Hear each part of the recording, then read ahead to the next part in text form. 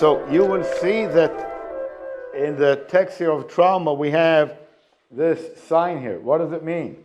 The red electrical. Because at the moment of trauma, we have charge, electrical charge. So we have the aware mind accumulating all the comfortable moments, and we have the reactive mind accumulating moments or memories of pain, physical or emotional.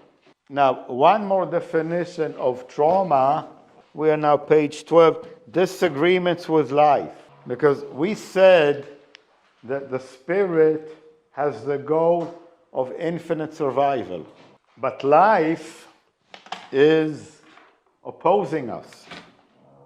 Like you wanted to come here on time at 4 o'clock, right? You didn't want to come late, but there were traffic jams. So you wanted one thing, and the physical universe, we call it, the environment around us wants something else, okay? And in this moment, maybe you felt a bit uncomfortable to come late. So we have some tension here, because it's a clash of forces. And this tension that we have, we call, this is terrible, the orange marker is no good, we call charge. Okay, and this charge accumulates in our reactive mind, okay? The operating basis of the reactive mind is the opposite of what we said about the aware mind. Aware mind was similarity and difference.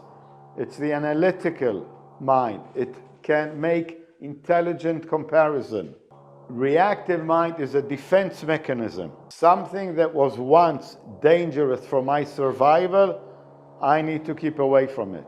So if you look at page 10, operating base of the aware mind, this lady is looking for her car in the parking lot. Now, after the seminar, you go out to the street, you look for your car, right?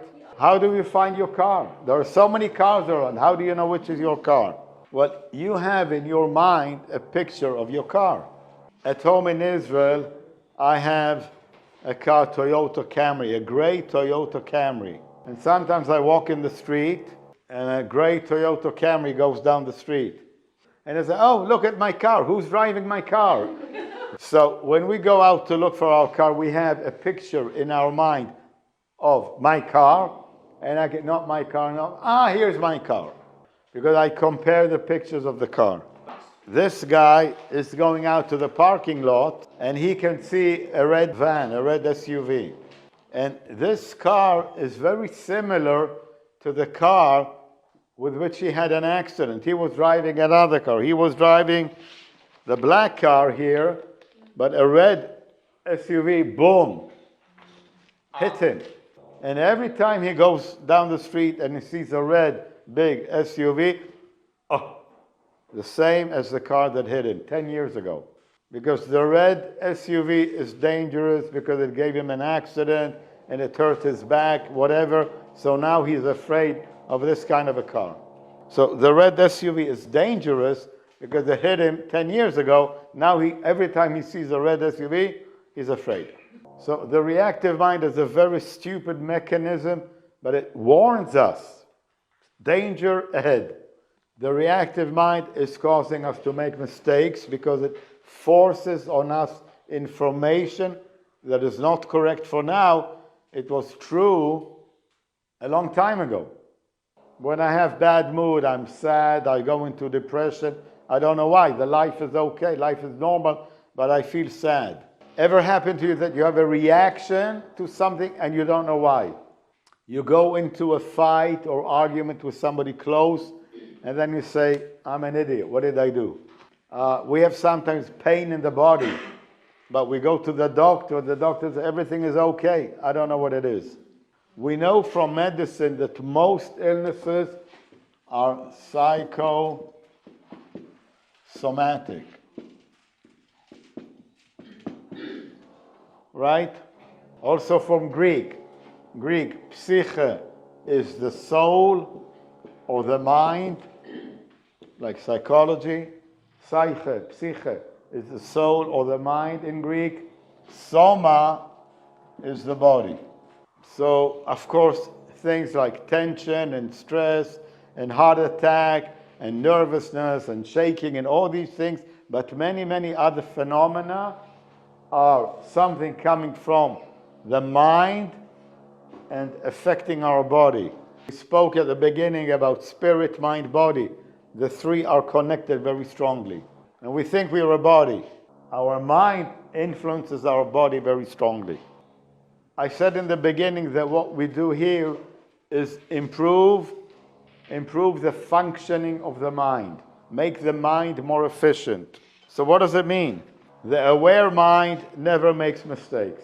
So we don't need to handle the aware mind, it's okay. Our mistakes, our unwanted reactions, unwanted conditions come from the reactive mind. So we have to handle the reactive mind. And if you go now to page 14, I think it is, in life hour processing, we are dealing with the traumas of the reactive mind. And we can locate the trauma and the charge of the trauma, okay?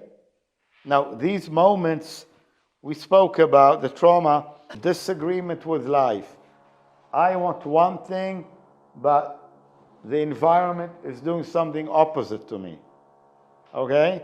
I want to cross the street, but a car wants to hit me, okay?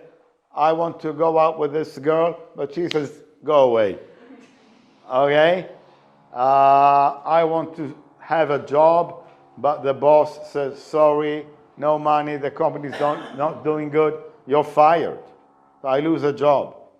So all these things are clashes or disagreements with life, something happening to me that I don't want to happen.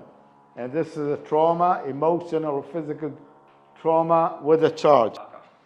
Okay, now life hour processing is always done between two people. This guy has a reactive mind. Okay? And in the reactive mind, he has traumas. When he communicates to this guy, this person can help him locate the trauma in the reactive mind. The purpose is to erase the trauma of the reactive mind and refile it in the aware mind. So this person is not analyzing, is not giving opinion, is not saying what he thinks. This person is only listening. He's asking question. This guy is giving an answer, talking. And this guy is just listening. And because he's listening, we call him listener. And for this, we also have a Latin word, auditor. Audito comes from Latin audio. Audio, you have a radio in your car or you have an audio system at home, listening. Now, when a person has done enough processing, they will erase the reactive mind. And when we got rid of the reactive mind, we have a person that we call clear. So we have a state of clear is the state that a person achieves when he has erased his reactive mind.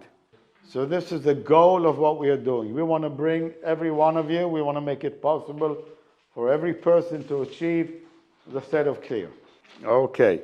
And we use many processes to do this, but the two main processes, number one, to put you in control of your mind and to make it possible for you to work with your mind and to retrieve information from your mind to improve your memory.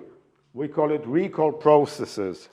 When you finish doing recall process and you have good control of your mind and you have good memory, you improve your memory, then you can go on to clearing processes. Clearing processes are more complicated, more intricate, more complex, So we are not going to do this today, of course, but we take a break now and we will do a little exercise with RICO processes.